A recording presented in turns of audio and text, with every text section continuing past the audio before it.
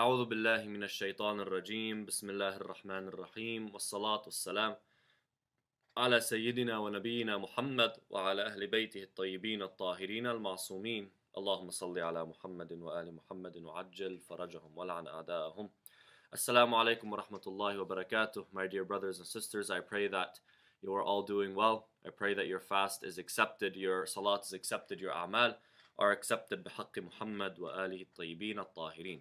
اللهم صل على محمد وآل محمد وعجل فرجهم. Last day, my brothers and sisters, we spoke about a very important topic, and that is the topic of success. We titled the lecture, I pray, but am I successful? Where we pray, but do we actually understand where this prayer is supposed to be taking us in the outside world on an individual level?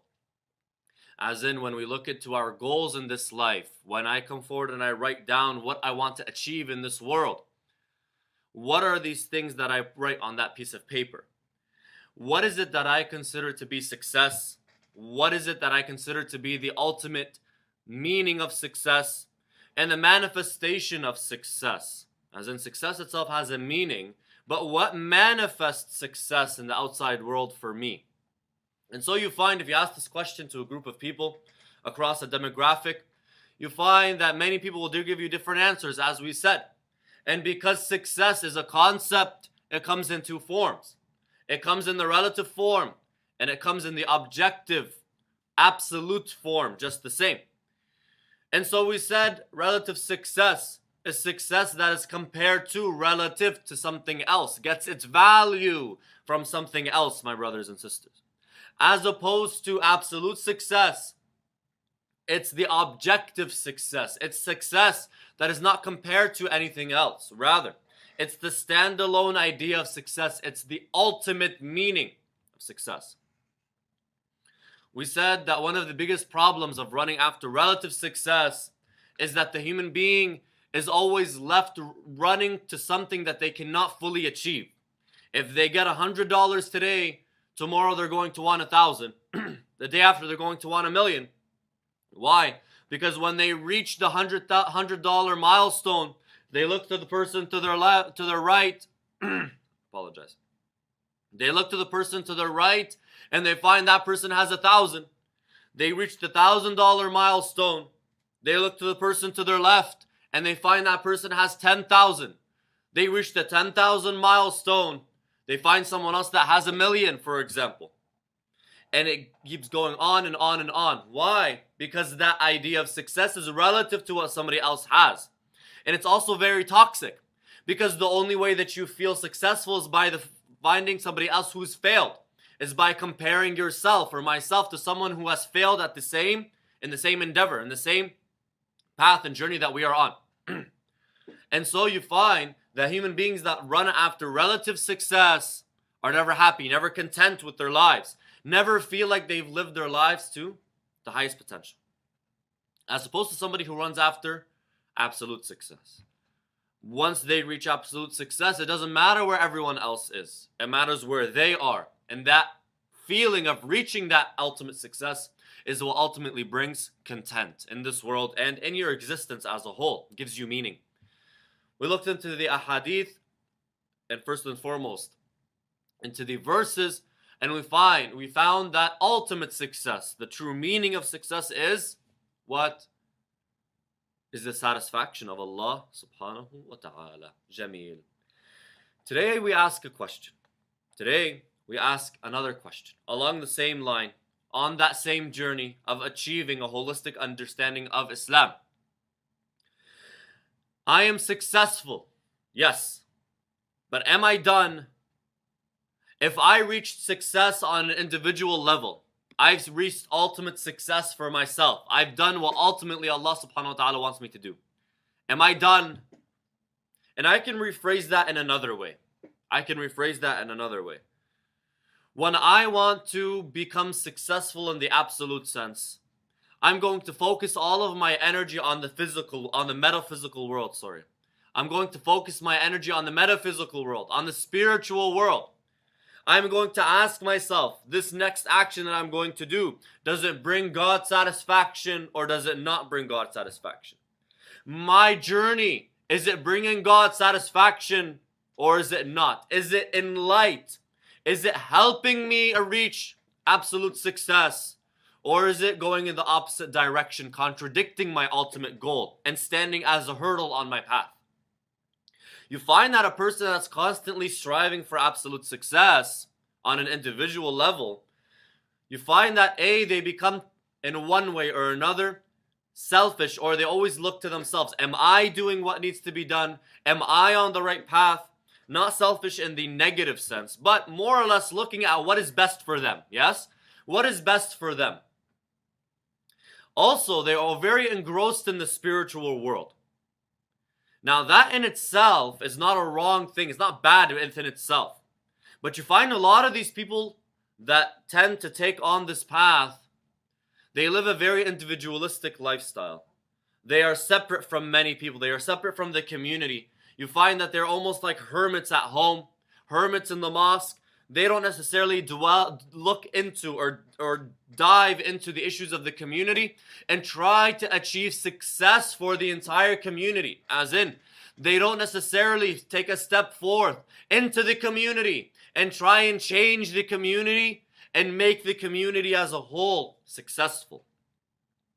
And they also, a lot of these people, they also tend to look down on material success, where relative to success for these individuals seems like it's sinful, seems like treachery, seems like the world itself is the embodiment of negativity, sin, darkness.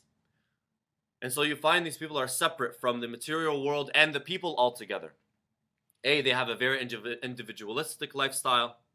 B, they're separate from the community. C, their outlook on life and relative success is very grim, very negative. People that are just engrossed in absolute. You find that these people, in their pursuit of absolute success, strictly absolute success, they missed the target. They missed the ballpark. They missed what Allah subhanahu wa ta'ala was trying to convey. They have left the dunya, quote unquote, and stuck solely to the akhirah. But by doing so, they missed the ultimate goal. They took Islam, as we said, in its very fragmented sense and did not look at the entire picture. Their idea was myself, and not the community. And so today we're going to ask a very simple question. Is relative success wrong? Is having material wealth bad? And this is extremely important for our youth, my brothers and sisters that are with us right now. When I am running after relative success, is that something wrong? Is that something looked down upon? Or is there something more to it? Is the success of my community dependent on my relative success in this world or not? We're going to try and answer these questions, inshallah ta'ala, my brothers and sisters. We're going to try and arrive at the real understanding of what Allah subhanahu wa ta'ala wants us to do with the energy, with the potential that we have. And ultimately, we want to understand what Islam wants from us, my brothers and sisters, when it comes to our education, when it comes to our wealth, when it comes to what we have in our possession, what we have in our homes, and ultimately, what it is that we have to do for our communities as a whole, inshallah ta'ala. So we will begin bi'awnillah ta'ala with salawat ala Muhammad wa ali Muhammad. Allahumma salli ala Muhammad. When it comes to relative success, my brothers and sisters, material success in the world, there are many, many different theories out there. There are many different ideas out there.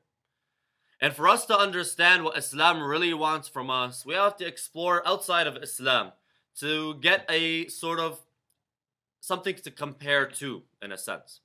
When you look at Hinduism, for example, Hinduism comes in and preaches a way of life that is righteous, follow the rules, do what is good for yourself and the community. Yes, go through the different stages of life in which you are productive, you are working for your family, you are working for your community, until you get to the last stage of life, which they call sannyasa, which means retirement or leaving the world, abandoning the world. where a person after such an age, after a certain point in their life where they've reached material success, they are to leave it. They are to leave it and abstain from the world. And not just abstain from the world, my brothers and sisters, abstain from everything material, where they should have literal material gain. Not just literal material gain, they should not have any material possessions or very little.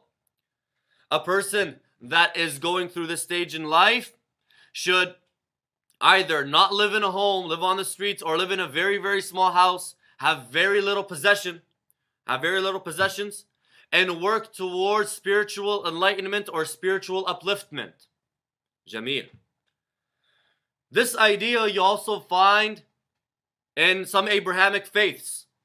Some of the more extreme groups within the Abrahamic faiths have this understanding, have this monk-like lifestyle. And you find its roots also in some of the scriptures as well. For example, when you go to Christianity, when you go to the Bible, you read this passage.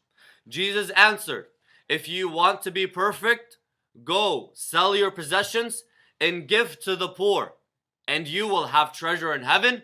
Then come follow me." What was the process? What was the way that you go about finding enlightenment or having treasure in heaven? He tells the person that is trying to follow him, you must follow these steps.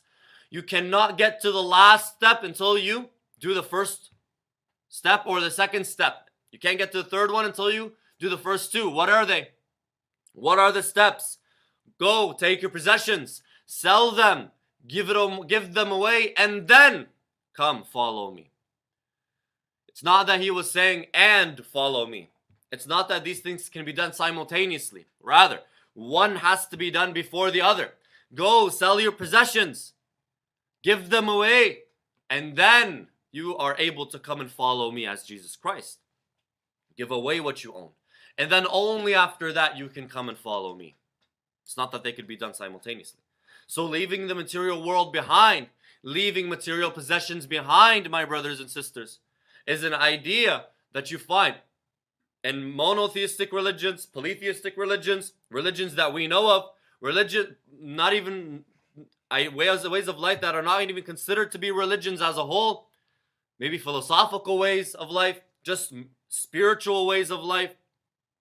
You find this idea is very prevalent. In the Islamic perspective, just purely Islamic perspective, not Shia versus Sunni, just in the Islamic perspective, do we find such a thing? Absolutely. We find this way of life in some extreme Sufi ideologies where they come forward and they not only leave the world, but blame themselves, put themselves through hardship, whether that's physical or psychological hardship, in an attempt to strip themselves from the world that they live in.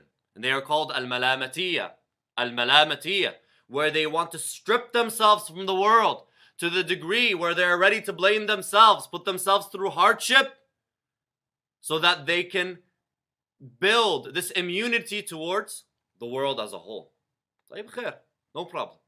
These are not necessarily people that are following the path of Ahlul Bayt alayhim salam. What if somebody opens up the books of Ahlul Bayt?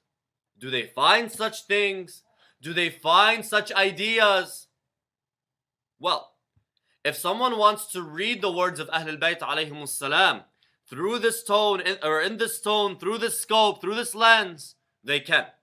As in, some of the words of Ahlul Bayt alayhim salam can be misconstrued to arrive at such a conclusion. For example, the words of Ali ibn Abi Talib alayhi salam. I apologize, my brothers and sisters. Please do forgive me.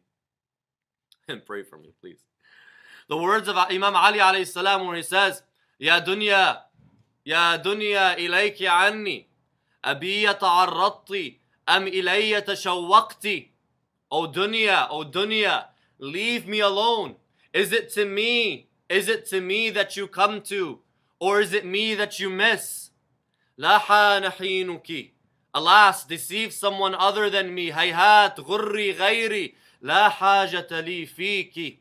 قد طلقتك ثلاثا لا رجعة لك فيها. قد طلقتك ثلاثا لا رجعة فيها. He says, alas, deceive someone other than me. I don't have a need for you. I've divorced you 3 times. There's no return for you to me. Some people read these words, my brothers and sisters, and feel as though the only way to Allah subhanahu wa ta'ala is to leave the entire world, throw away your possessions, not strive towards material gain and material wealth. The ideas become misconstrued. But on the same time, when you read the ahadith, you find something totally different. You find that the ahadith also speak in a different tone, in the other tone, where the ahadith come forward and say, Al-kad ala ayalih kal-mujahid fi sabilillah. The one who works for his family, the one who works and tries to bring food and money to his family, is like the person striving in the way of Allah, struggling in the way of God.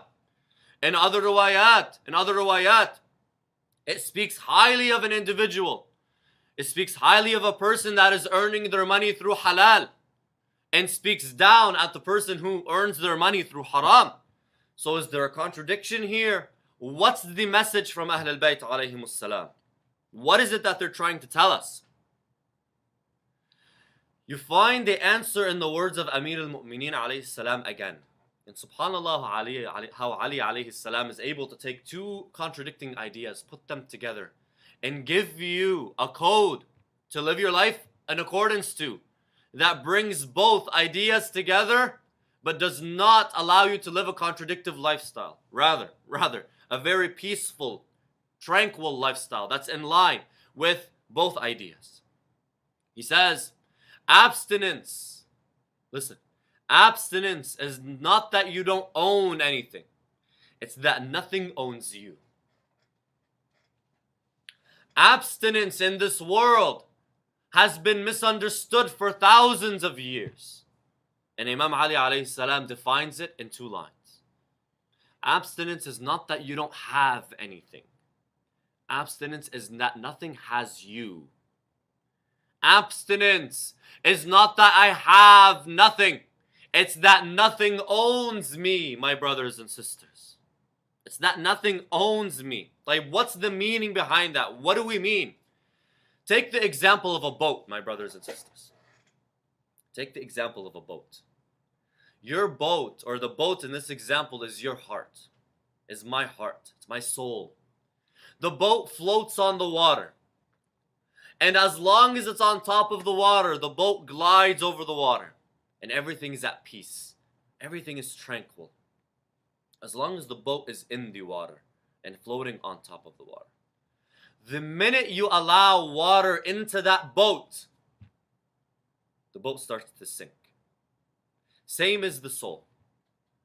The soul is to live in this world, to float in this world, to live in peace in this world, to glide over the seas of this world.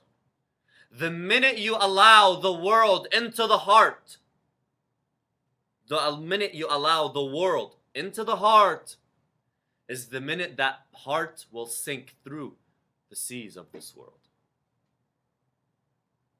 The minute you allow the world to penetrate the heart itself, it poisons the heart. And the more of this world that you allow and I allow into this heart, my brothers and sisters, the more it will sink. A little bit of water may not do that much damage. But the more of this world that you allow into the heart, the more this heart will sink into the world, until the inhabitants of that heart drown.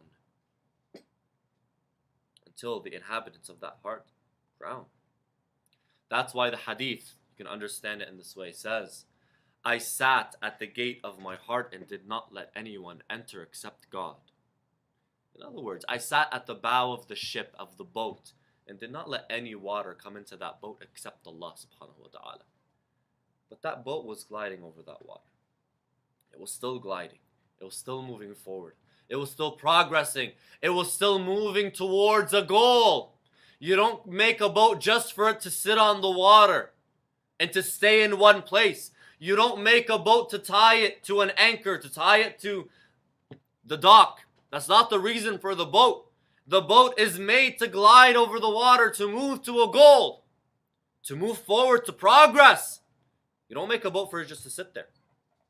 In the same way, your heart is there to progress. It's there to move forward. It's not there to collect water, nor is it there just to sit on top of the water and not move forward.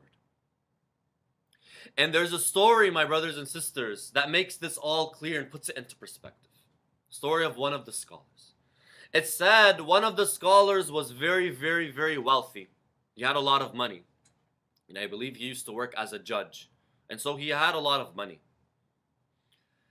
One day, this scholar was in his home. Around him were the servants. He lived in a beautiful, big home. Whilst he was sitting, a abid, a slave, a man that has left the world, a man that is practicing abstinence, a man that is practicing something similar to what some of the extreme Sufis or even Hindus practice. A man that is a hermit, lives in the side of a mountain and prays and worships all day. He comes in and greets this scholar. And in his hand was a rosary. In the hand of this abid was a rosary.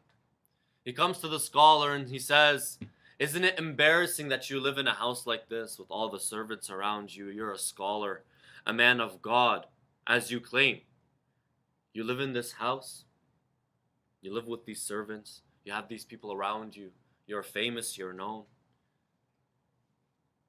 The life that Allah subhanahu wa ta'ala wants us to live is not this life. You're engrossed in the dunya." So the scholar said, "And what is your lifestyle?" He says, "My lifestyle is the lifestyle of the mountains. The lifestyle of a man who does not leave his place, worshipping Allah, fasting during the days, praying during the nights." So the scholar said, "No problem. Take me to where it is that you pray, and we'll pray together. You want me to leave all of this behind? I'll leave it behind. I'll leave it behind. Take me to wherever it is that you pray. Take me to wherever it is that you pray, and we'll pray together." So the abid leads the imam out of his home and leads him on a path towards his cave in the mountains. All of a sudden, this abid stops. He stops. He says, "We have to turn back now." The scholar says, "Why?"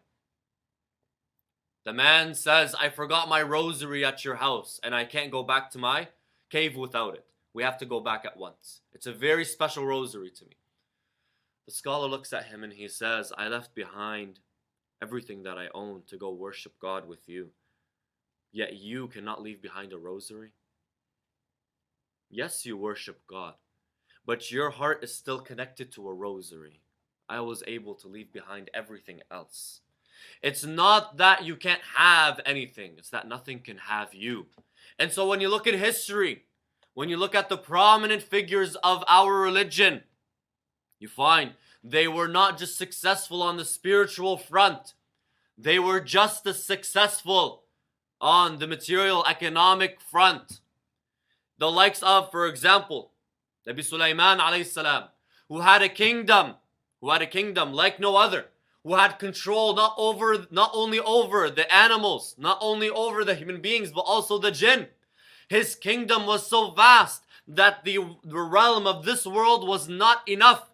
He was able to tap into the realm of the jinn, and he had control over the jinns themselves. Sulaiman. Sulaiman is one example. What if I told you some of the most prominent figures in Shia Islam were extremely wealthy? You tell me Khadija alayha salam, I tell you yes, Khadija alayha salamullah. This religion would not have been what it was if it wasn't for Khadija, what it is if it wasn't for Khadija. But I'll tell you another example. Someone that me and you speak of every single day, yet we don't realize this about them. None other than Ali ibn Abi Talib and Fatima alayhima salamullah. Yes. Sayyida Fatima alayha salam had a land by the name of Fadak. We think it was just some land somewhere in a corner of a field. No. The land of Fadak was filled with date trees. And those date trees used to bring about a lot of fruit. Those date trees used to produce a lot of dates, my brothers and sisters. In that land, Sayyida Fatima alayhi salam had workers, had employees. She paid for those employees. She paid those workers. The land of Fadak used to bring about so much revenue that when the first Khalifa and second Khalifa took it away from Sayyidah Fatima, do you know what they wanted to do with that revenue? They wanted to fund the Islamic army from the land of Fadak. Yani imagine an empire wants to fund its army from your money. What kind of business do you have? What kind of business do you have? The American army spends more than $100 billion a year, if not 200 or 300 billion dollars a year on its army alone. Obviously, the expenses of today are very different than the expenses of back then. But still, a piece of land to fund an army, food, drink, weapons. My brothers and sisters, they had a thriving business. A thriving business. And this was who? Ali alayhi salam, the father of the orphans. The father of the orphans. The man that was known to be the father of abstinence. The father of taqwa. Salat, that walked on 2 feet, the embodiment of salat. The walking, talking Quran. Ran a business that was able to fund an army. Relative success is not bad. It's not wrong, my brothers and sisters. And ultimately, relative success is what gives us success as a community. Because when I'm successful on the material front, the financial front, economically speaking, I have an education, etc., etc., etc., I'm successful on these fronts. Ultimately, whatever benefit I have, I can give back to the community. I can help my brothers and sisters in the community. I can move this community forward. If I'm spiritual, I'm merely able to inspire others. If I stand on the pulpit, I'm merely able to inspire others. That inspiration can go a long way. But Allah subhanahu wa ta'ala did not tell us that this world is not infused with material, did not tell us that our mosques don't need to be built from bricks and our communities don't need facilities and institutions. Rather, the first thing the Prophet ﷺ did when he entered Medina, one of the first things he did was build a mosque. He didn't tell them go pray in your homes. He built a place for the entire community to come together. And it was not just an open piece of land. He didn't designate a piece of land. He built a structure to symbolize that us Muslims are not only together, but we are strong. The infrastructure symbolized much more than just bricks. It symbolized strength. And that needs wealth. And that needs money. That needs someone to put the money down. That needs influence. That needs education. That needs success, not just on the spiritual front. That needs success, my brothers and sisters, on the relative material front just the same. And that's why you find, my brothers and sisters, the hadith, when they speak about a brother, a mu'min helping out his fellow brother, fellow brethren, fellow mu'mineen, fellow mu'minat, they speak extremely highly of an individual and say that his actions are better than worship, better than ibadah. I'll give you an example. Al-Rasul sallallahu alayhi wa sallam, he says, من مشى في حاجة أخيه ساعة من ليل أو نهار. The one who strives to help his brother an hour or a moment of time through the night or through the day, قضاها أو لم يقضها. He fulfills it or doesn't. He's successful in fulfilling it or is not successful in fulfilling it. كان خيرا له من اعتكاف شهرين. It's better, that act, just that moment, whether they're successful in fulfilling what that person needed or not, is better than staying in the masjid for 2 months at a time, worshiping God day and night. 2 months of i'tikaf, staying inside the masjid. You find the same tone as in many similar hadiths. Another one, عن أمير المؤمنين تنافسوا في المعروف لإخوانكم وكونوا من أهله فإن للجنة بابا يقال له المعروف.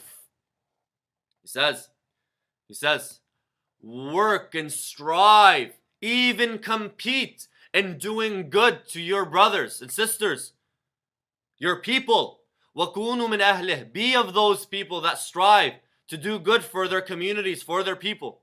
فَإِنَّ لِلْجَنَّةِ بَابًا يُقَالُ لَهُ الْمَعْرُوفِ. For there is a door in Jannah called Al-Ma'ruf, a door to Jannah, to paradise, called Al-Ma'ruf. لا يدخله إلا من اصطنع المعروف في حياة الدنيا. No one enters it except the one who creates goodness, in this dunya. Creates goodness in this dunya for his fellow brothers and sisters. فإن العبد لا يمشي في حاجة أخيه المؤمن. For the individual, the person, will strive to help his fellow brother and sister. فيوكل الله به ملكين واحدا عن يمينه وآخرا عن شماله. When a person strives to help his brother and sister, Allah subhanahu wa ta'ala will give him two angels, one on his right and one on his left. يستغفران له ربه ويدعوان بقضاء حاجته. They ask Allah Ta'ala for forgiveness for this person, and they ask God to give him whatever he desires. You find this comparison between working and striving for the community and worship is very much seen in the riwayat. And you find that always working for the community surpasses just merely worship. Why? Because worship should bring a person to a point where they not only want to better themselves, but better the community. That's the meaning of worship, and that's the end goal of worship. Not just work for yourself and the ultimate goal is me. No. If worship truly has an effect, it not only affects a person on an individual level, but prompts an individual to work for their community and move their community forward on a spiritual level and also on a physical, materialistic level just the same. أقول قولي هذا وأستغفر الله لي ولكم أسأله تعالى أن يعفو عنا ويغفر لنا ويرحمنا إنه نعم المولى ونعم النصير وآخر دعوانا أن الحمد لله رب العالمين وصلى الله على سيدنا محمد وآله الطاهرين.